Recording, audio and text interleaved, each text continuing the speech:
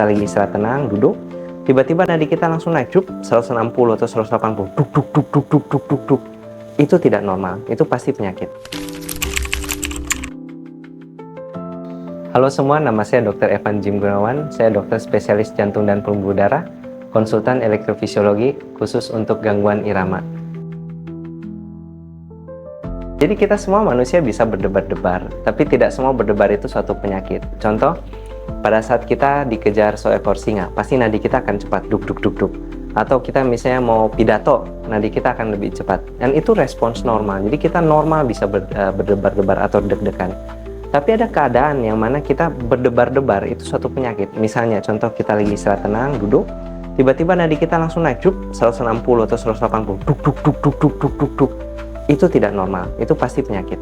Atau misalnya kita lagi tenang seperti ini, terus tiba-tiba nadi kita duk duk duk duk duk duk duk duk duk, itu tidak beraturan. Itu pun juga bukan variasi normal, itu suatu penyakit. Jadi kalau misalnya kita berdebar-debar, kita harus tentukan dulu apakah ini variasi normal atau suatu penyakit. Karena itu kita butuh pemeriksaan punjang. Untuk masalah berdebar-debar atau deg-degan, itu kalau di istilah kita sebut sebagai aritmia.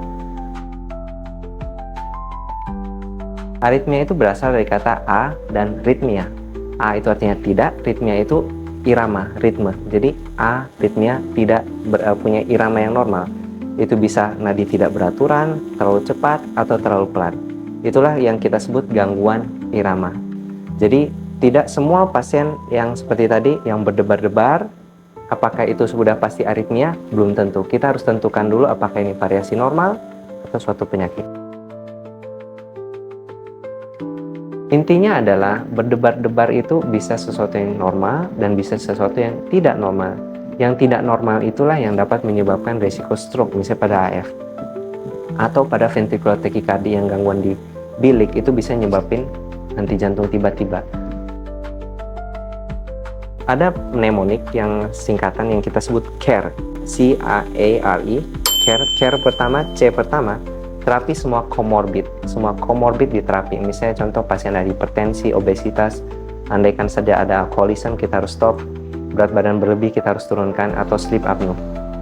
Jadi terapi semua comorbid. A, yang huruf kedua A, avoid stroke, kita harus hindari stroke.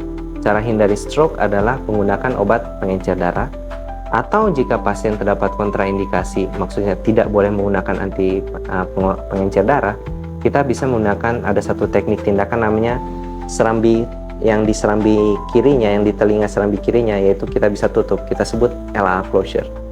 Jadi comorbid, avoid stroke, R yang di huruf ketiga, rate dan rhythm control. Jadi pertama kita bisa menggunakan obat, atau kita bisa menggunakan teknik ablasi.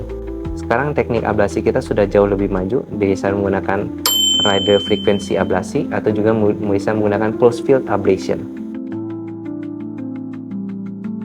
Teknik ablasi itu adalah menggunakan thermal, suhu, dan menggunakan energi listrik, jadi pulse field ablation. Sebenarnya secara thermal itu menggunakan energi panas atau yang sangat dingin. Yang energi panas itu kita sebut radio frequency ablasi.